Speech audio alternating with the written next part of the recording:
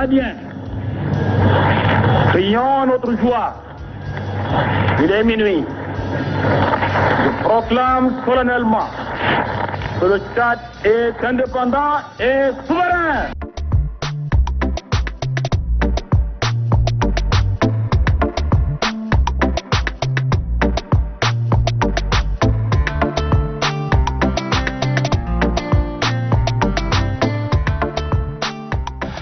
C'est un grand plaisir pour moi de vous entretenir ici, sur cette place de la nation, une place si symbolique dans l'histoire du Tchad et surtout quand nous parlons aujourd'hui de la marche du Tchad vers l'indépendance, c'est le lieu indiqué pour parler d'un tel sujet puisque cette place, il y a peu, s'appelait place de l'indépendance. On dit qu'un pays accède à l'indépendance lorsque ce pays arrive à rompre les liens de domination qui le liaient à une puissance étrangère qui le dominait. Donc pour le cas du Tchad, et à l'instar de plusieurs autres colonies françaises d'Afrique noire, le Tchad est devenu indépendant le 11 août 1960 en rompant les liens de domination que la France avait sur lui depuis le début de la colonisation, depuis la bataille de Kousséri du 22 avril 1900, qui a permis aux Français d'assurer donc leur suprématie sur le Tchad et construire donc ce territoire qui deviendra plus tard le Tchad. L'indépendance est également synonyme de souveraineté parce que quand un pays accède à l'indépendance, si nous nous rappelons un peu du discours de Tombalba, il dit « Je proclame solennellement que le Tchad est indépendant et souverain ». Ça veut dire quoi? Ça veut dire que quand le Tchad accède à l'indépendance, en même temps, il accède à la souveraineté internationale parce qu'il acquiert, dès son accession à l'indépendance, toutes les compétences, tous les attributs d'un État digne en tant que tel, dans toute son entièreté. C'est-à-dire que un État souverain, c'est un État qui jouit de tous ses attributs sur l'ensemble de son territoire. Au Tchad, ici, c'est 1 284 000 km². C'est un pays qui a la maîtrise de son destin, c'est-à-dire qu'il peut définir et exécuter lui-même sa politique intérieure, tout comme sa politique étrangère. Alors qu'auparavant, en tant que colonie, le Tchad n'avait pas cette possibilité-là. Même quand le Tchad a accédé à l'autonomie en se proclamant République du Tchad le 28 novembre 1958, c'est vrai, le Tchad avait un gouvernement, mais c'était une république membre de la communauté. Donc le Tchad ne jouissait pas encore de sa souveraineté parce que certaines compétences, certains attributs relevaient de la communauté française. C'est-à-dire c'est Paris qui décidait, par exemple, de la politique monétaire, de la politique des affaires étrangères, de la justice, de la monnaie. Donc le Tchad, à l'époque, n'avait pas ces compétences-là. Mais dès que le Tchad accède à l'indépendance, il a donc un contrôle sur son territoire, sur sa politique intérieure, sur sa politique étrangère. C'est pourquoi on dit que le Tchad est indépendant et souverain.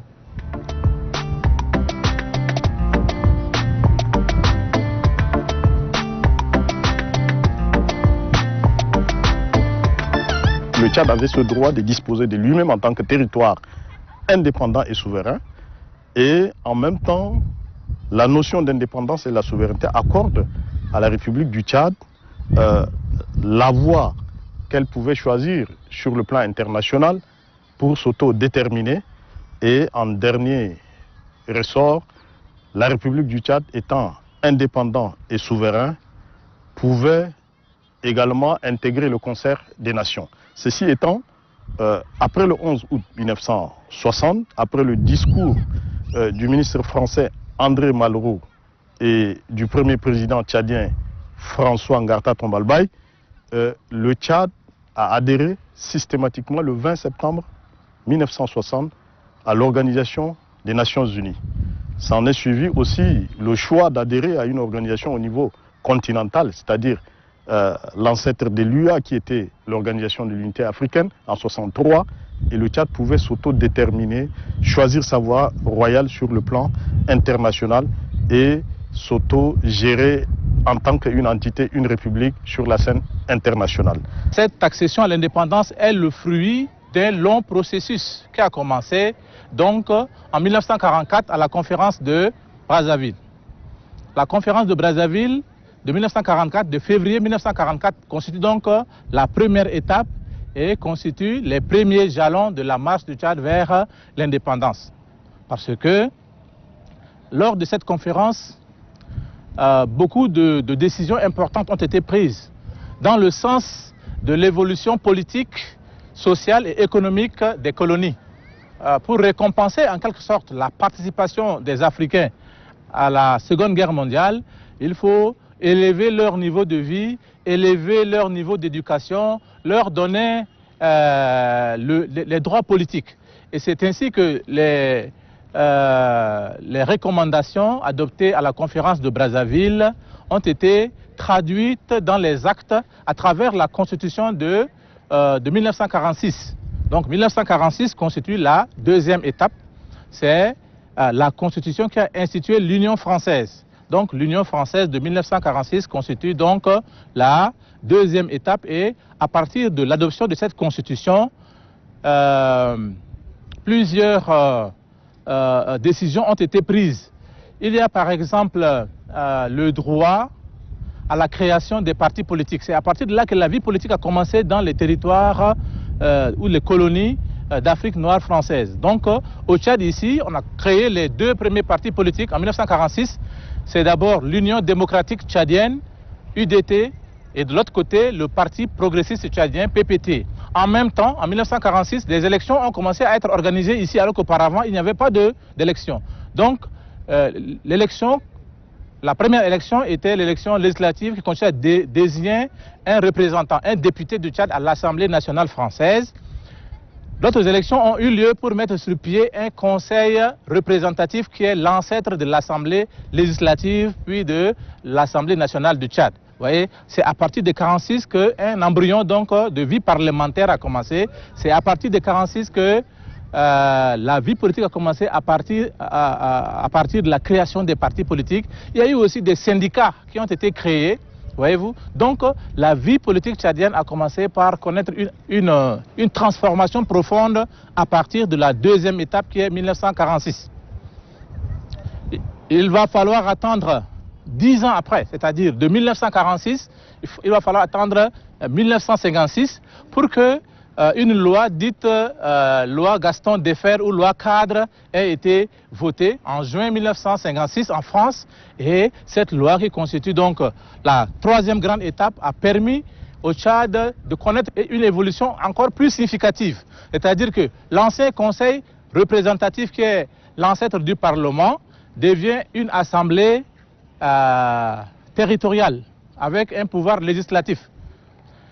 On a mis sur pied aussi un conseil de gouvernement, qui n'est pas un gouvernement parfait en tant que tel, mais un conseil de gouvernement, avec un premier ministre qui est le chef du territoire, c'est-à-dire le gouverneur de la colonie, et puis un vice-premier ministre qui est le chef du parti qui a gagné les élections à l'Assemblée territoriale.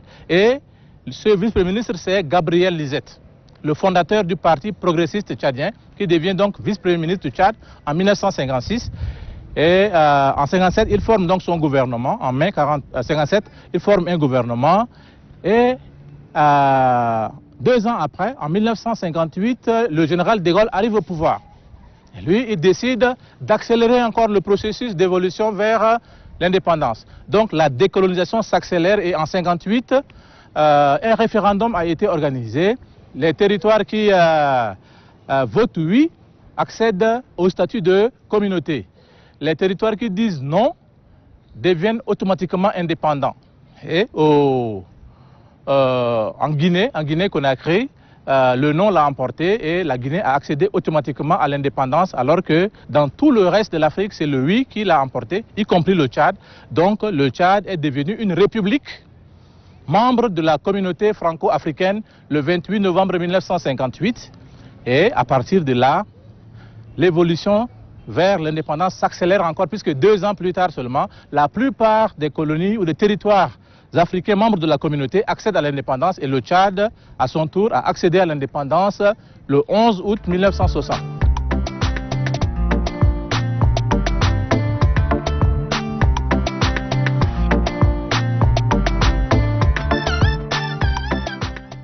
Cette statut juridique fut consacrée dans la Constitution d'octobre 1946 où Désormais, nos ancêtres de l'époque, ces Tchadiens, Gabonais, Congolais ou d'autres Africains colonisés par la France, passaient du stade de sujet au stade des citoyens. C'est-à-dire, désormais, nos colonies, les colonies françaises en Afrique noire, y compris le Tchad, les citoyens tchadiens passaient du sujet au statut des citoyens. Ça, c'était une première étape. La deuxième étape, c'était beaucoup plus sur le plan loi cadre Gaston Defferre de 1956, qui organisait ces territoires, ces différents territoires en conseil territorial. C'était des petites assemblées qui essayaient de défendre les différents territoires au niveau du Tchad, au niveau de l'Oubangui-Chari, du Congo, etc. Donc, ça, c'était la troisième étape. La dernière étape qu'on peut évoquer, c'est celle de permettre, au-delà de la loi Gaston Defferre de 1956, d'organiser ces territoires en assemblée, mais de bénéficier d'une forme d'autonomie plus longue qui leur permet d'ériger ces assemblées territoriales en assemblée nationale. Et cette consécration va voir une proclamation en tant que République le 28 novembre 1958 et les étapes d'installation des gouvernements provisoires vont se mettre en place. Ceci étant, nous avons eu plusieurs premiers ministres qui ont dirigé, c'est-à-dire c'était des chefs de gouvernement qui ont dirigé ces gouvernements provisoires de la République, en commençant par Gabriel Lisette. Ensuite, il y a eu Saoulba Gonchome, Ahmed Koulamala et enfin le jeune secrétaire du parti progressiste tchadien, François Ngarta Tombalbaye, qui va prendre les rênes en mars 1959 et qui va organiser notre pays, la République du Tchad, en gouvernement provisoire et va également réussir les négociations avec le général de Gaulle pour décréter en quelque sorte une indépendance à notre République le 11 août 1960.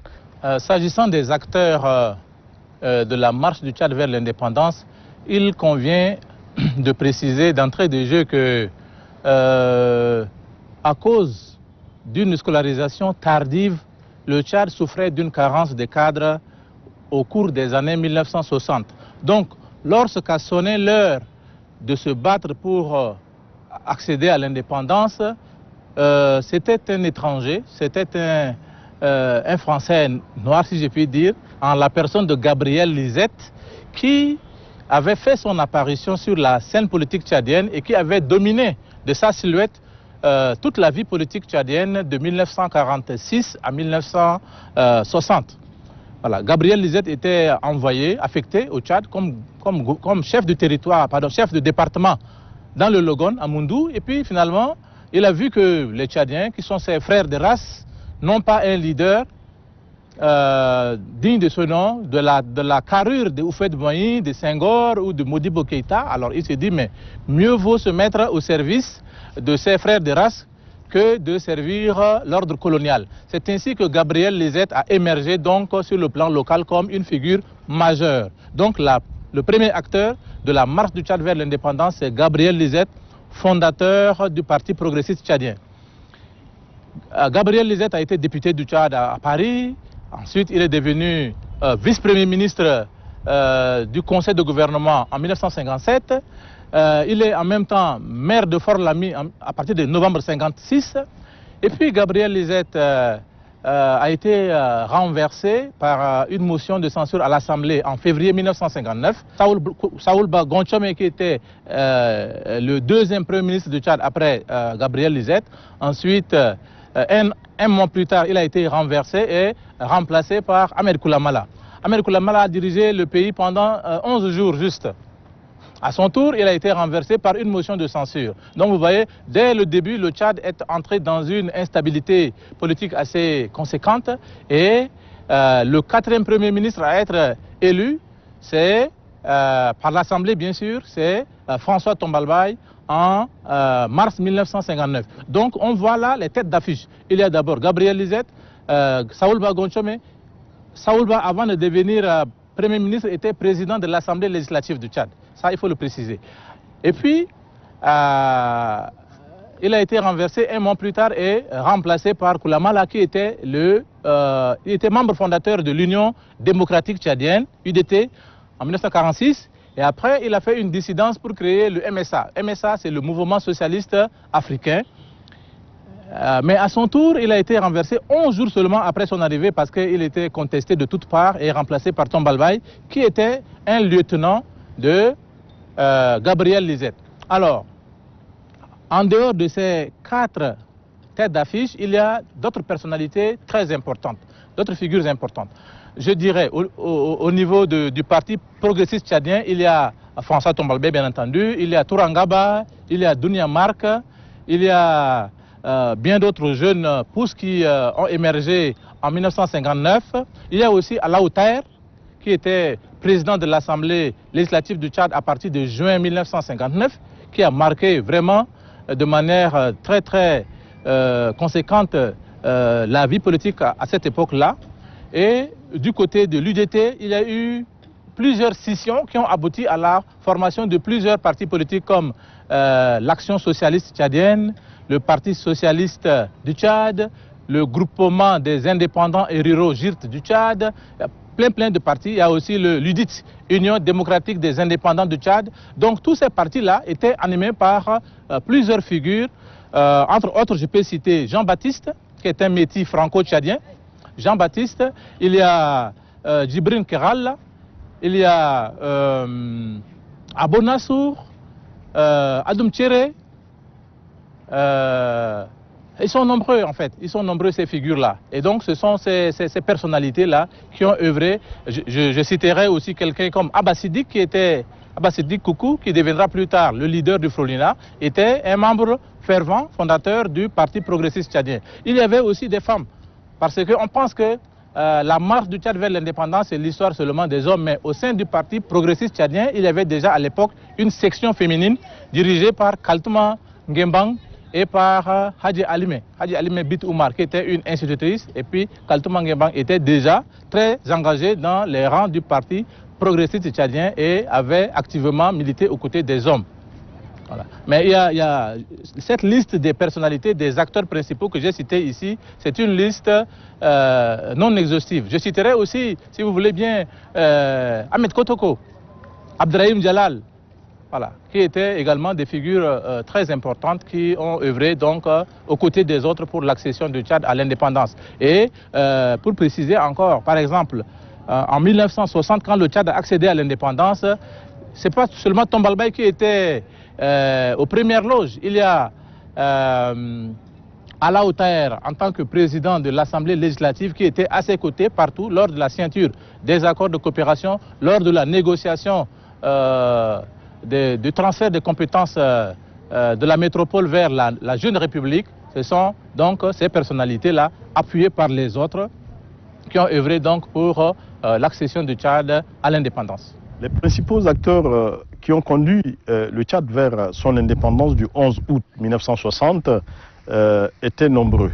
Mais l'histoire nous rappelle qu'on peut citer quelques-uns, à commencer par un de nos compatriotes d'origine guyanaise, en la personne de Gabriel Lisette, qui fut un haut fonctionnaire sorti de l'école d'outre-mer de la France et qui est venu servir au Tchad.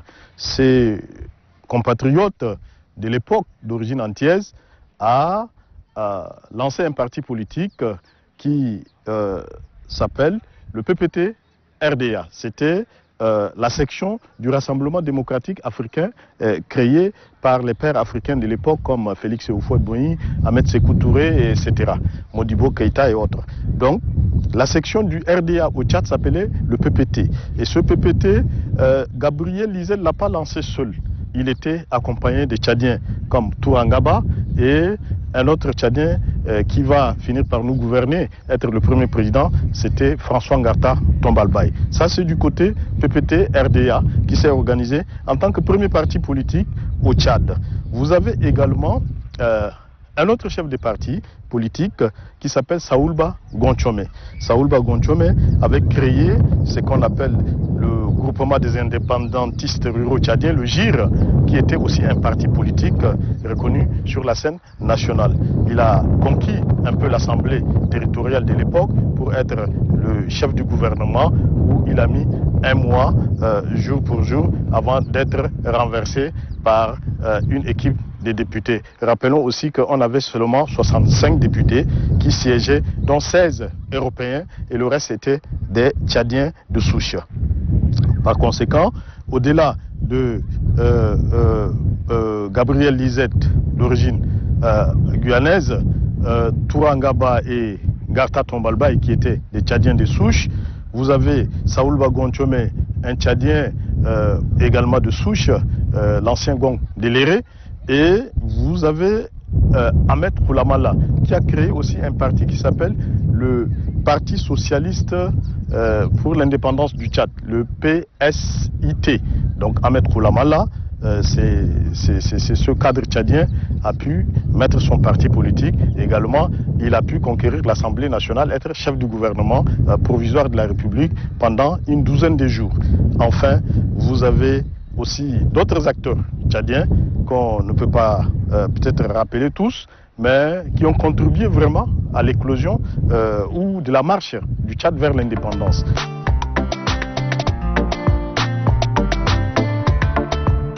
Le Tchad a traversé de longues années de guerre, mais les Tchadiens sont restés unis. Ça, c'est un acquis très important. Voyez-vous, en 1979, l'ancienne puissance métropole avait suggéré la fédération, mais les Tchadiens ont refusé pour préférer rester dans le cadre d'un État unitaire, alors que au Soudan, par exemple, à côté, la guerre civile a secoué ce pays au point d'arriver à sa désintégration. C'est pourquoi aujourd'hui on est arrivé à deux Soudans, le Soudan du Nord et le Soudan du Sud, alors qu'au Tchad ici, malgré les affres de la guerre, malgré les soubresauts, les difficultés que le Tchad a connues, le Tchad est resté uni, les fils du Tchad sont restés unis, et cela est très important. Et cela montre que les perspectives du développement du Tchad doivent être renforcées, c'est-à-dire que l'unité tchadienne, le vivre ensemble, la cohabitation pacifique doivent être renforcées. Un dernier élément important qui montre que les Tchadiens sont mûrs, que les Tchadiens étonnent le monde, c'est avec la disparition brutale du maréchal du Tchad. En avril dernier, en avril au front, dans le Nord-Kanem, beaucoup de gens s'attendaient à ce que le Tchad se désintègre. Beaucoup de gens s'attendaient à ce que le Tchad éclate. Mais les Tchadiens ont agréablement surpris le monde en maîtrisant la situation, de sorte que les acquis de la paix, de la stabilité, des libertés sont conservés, sont maintenus. Et c'est le Tchad éternel qui s'affirme de cette manière-là, parce que le Tchad est éternel. Et donc, nous fêtons aujourd'hui 61 ans d'indépendance, mais il nous reste encore des siècles et des millénaires devant nous. Le Tchad est éternel et nous sommes en train de jeter les bases ou les jalons de ce Tchad éternel-là.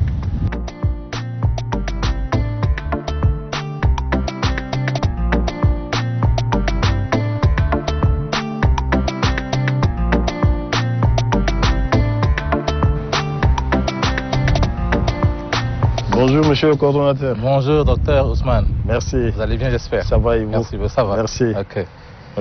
Merci. Pour le Tchad, le bilan des 61 ans d'indépendance se décline en premier lieu. C'est que si nous prenons les 60 ans ou 61 ans d'indépendance,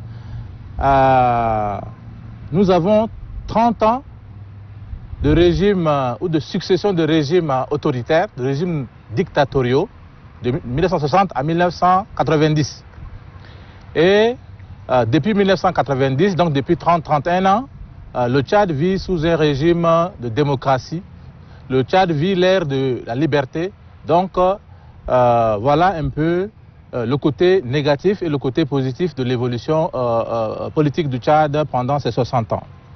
Le deuxième point important sur lequel je voulais insister, c'est que pendant ces 61 ans, les Tchadiens ont passé un demi-siècle à se faire la guerre. C'est-à-dire que c'est une cinquantaine d'années de succession, de guerre civile, d'instabilité politique, de rébellions armées qui ont empêché au pays de décoller, qui ont empêché le pays d'être comme les autres.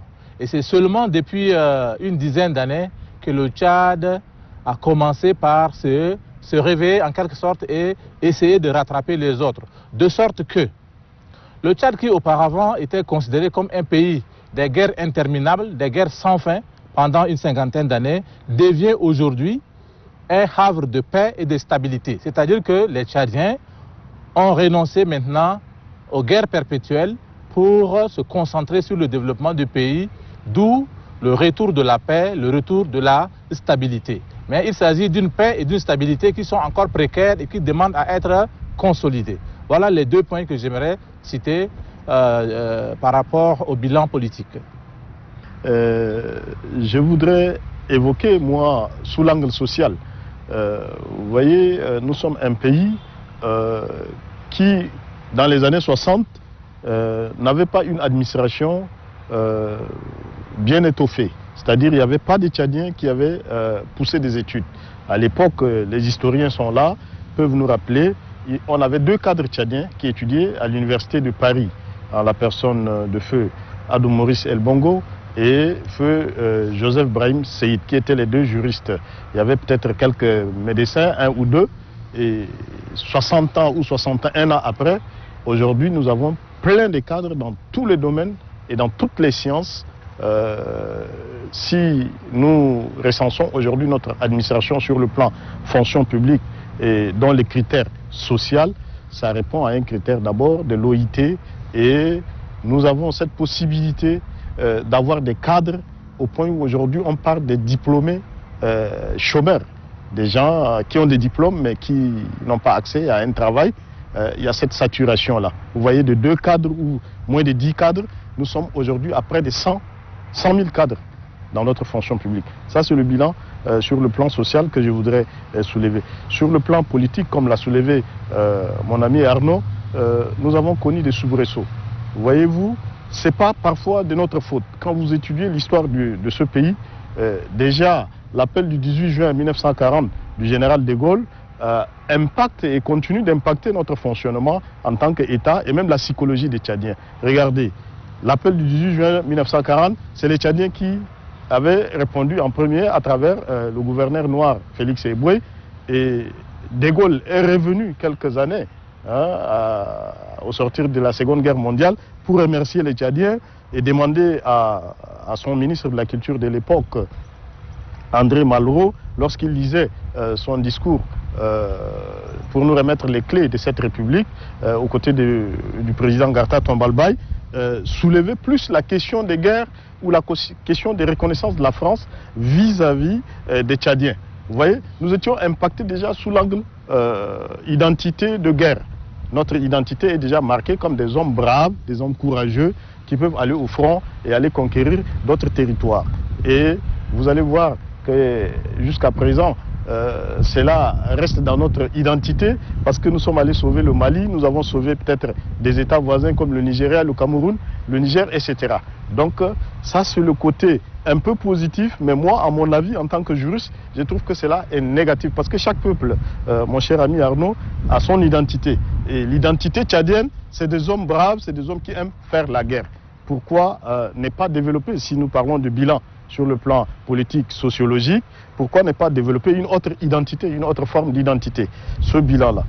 Un autre aspect, l'ensemble du territoire tchadien, les 1 284 000 km² sont sauvegardés comme tels et l'unité du pays reste. Ça, c'est le côté positif qu'on peut sauvegarder. Mais les soubresauts, les guerres civiles qui se sont succédées, nous n'avons pas fini. Nous n'avons pas fini. Regardez la situation que nous traversons aujourd'hui. Nous sommes encore au croisé de chemin. C'est vrai, on a une stabilité sur le plan territorial. Nous avons un État, un gouvernement organisé, des transitions qui mènent le pays.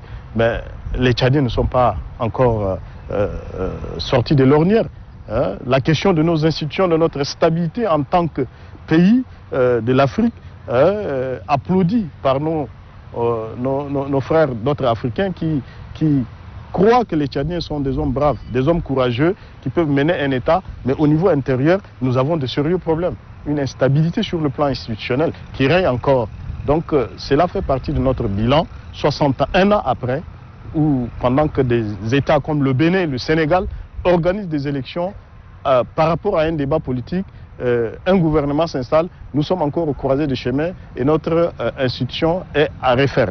Donc en quelque sorte, voilà un peu un bilan mitigé, positif, parce que nous sommes un pays dans une entité de 1 284 000 km² intacte. Nous avons défendu ce territoire. Une autre stabilité, c'est sur le plan peut-être sociologique ou l'évolution croissante, hein, sur le plan démographique, avec des cadres capables de travailler sur le plan interne et international. C'est des bilans mitigés que moi je voudrais compléter par rapport à ce qu'a soulevé M. Arnaud Dingamadi. Depuis 1990, nous sommes habitués à fêter ou commémorer le 11 août sous les auspices, sinon sous le haut patronage du maréchal du Tchad. Mais cette fois-ci, cette année-ci, le 11 août va avoir lieu sans son nombre tutélaire. Alors c'est l'occasion de présenter sommairement ici qu'est-ce qu'il a légué au Tchad pendant les 31 ans de son pouvoir. Je dirais les grandes lignes, peut-être que mon collègue va compléter. Tout à l'heure, j'avais dit que le Tchad est un pays qui avait une mauvaise réputation auparavant, une réputation de pays des guerres sans fin.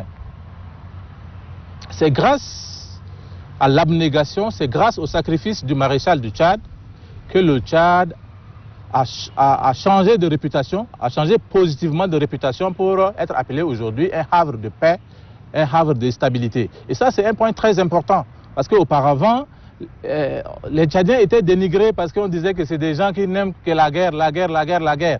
Aujourd'hui, nous faisons la guerre, mais de la bonne guerre, la guerre juste contre le terrorisme. Nous faisons la guerre pour aider les autres. Vous voyez, j'avais dit ici aussi que le Tchad avait vécu 30 années de dictature. Depuis 1990, c'est-à-dire grâce à Idriss Déby Itno, la dictature a été renversée, la démocratie a été restaurée. Et depuis 31 ans, le Tchad fait son apprentissage de la démocratie.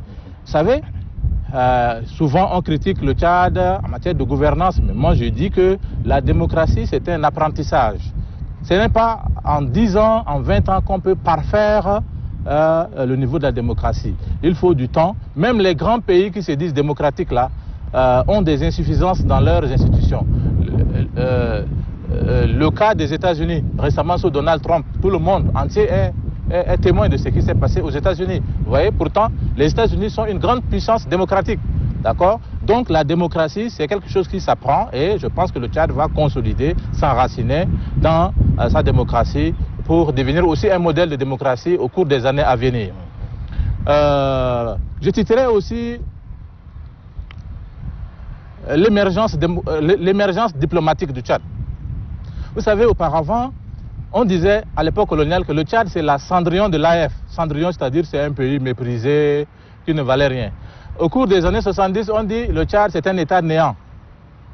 État néant. Après, on dit que le Tchad là, c'est un pays, je dirais, qui s'est éclipsé, qui ne brillait pas sur la scène internationale. Mais depuis une dizaine d'années, le Tchad a fait un comeback.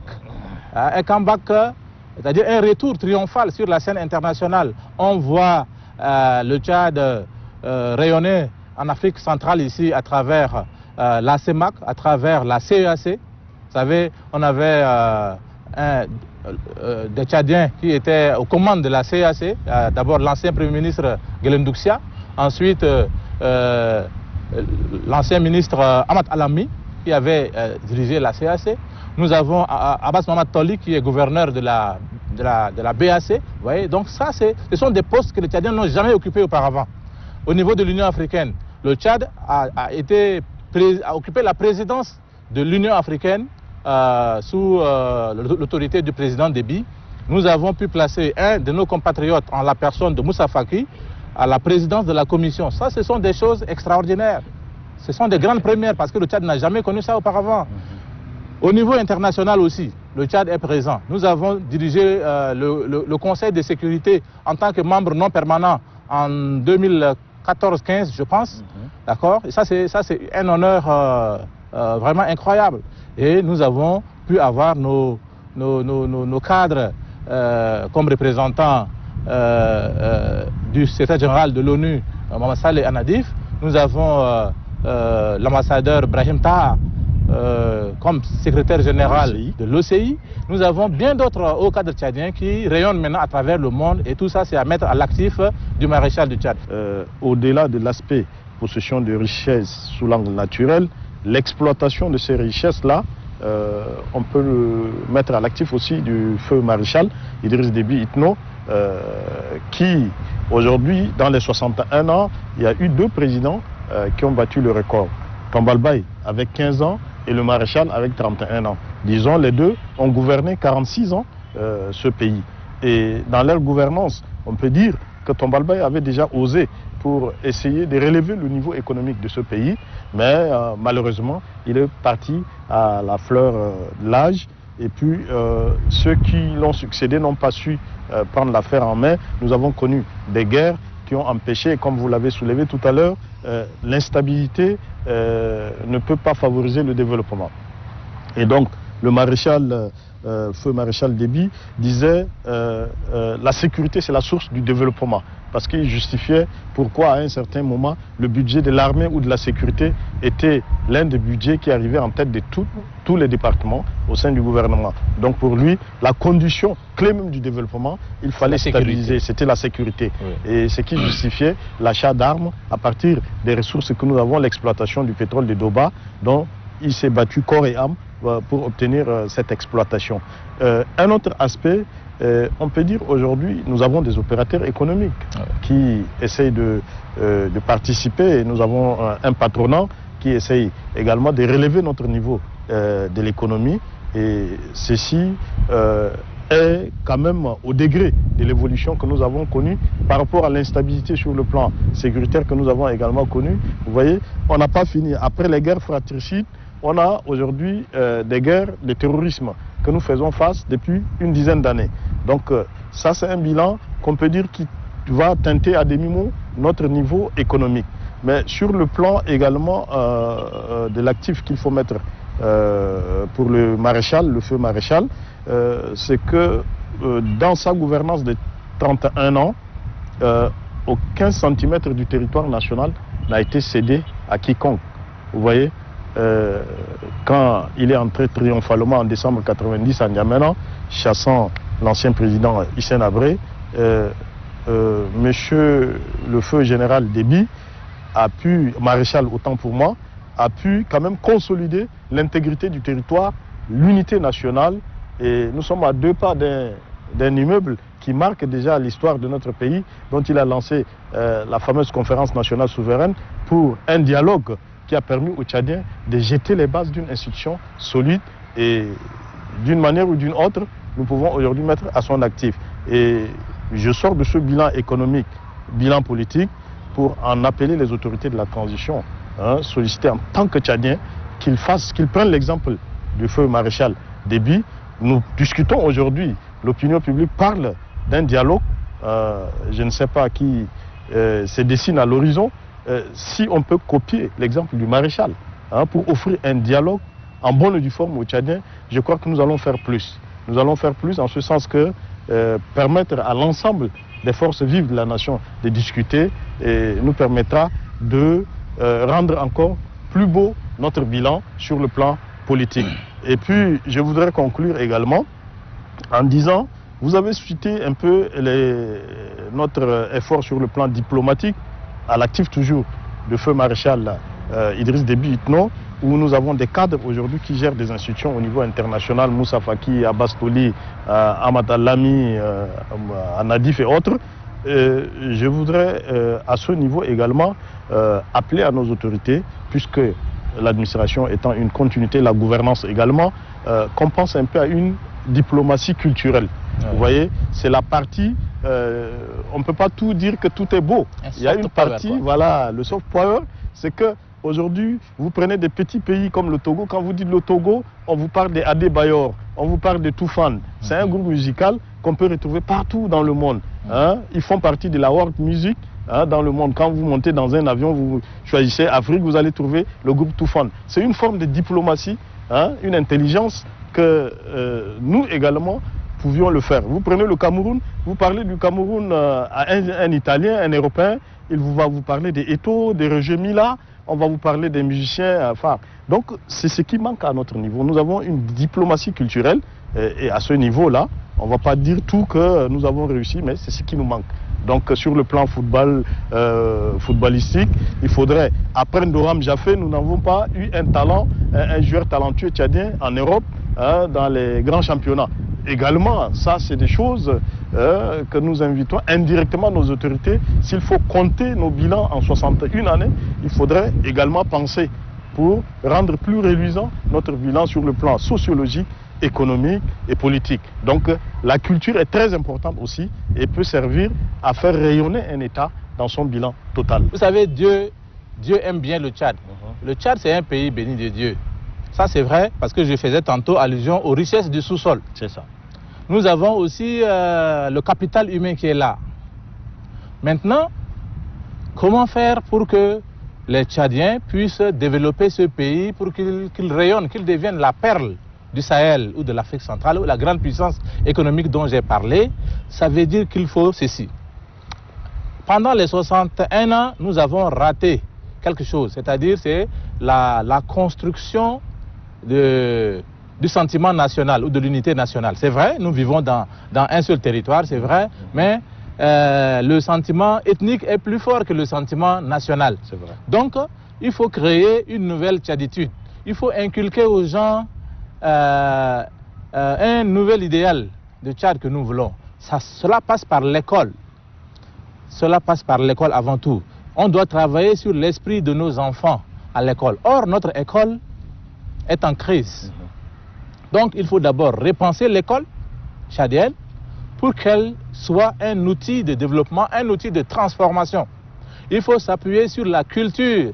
La culture est un puissant moyen de transformation sociale et des mentalités.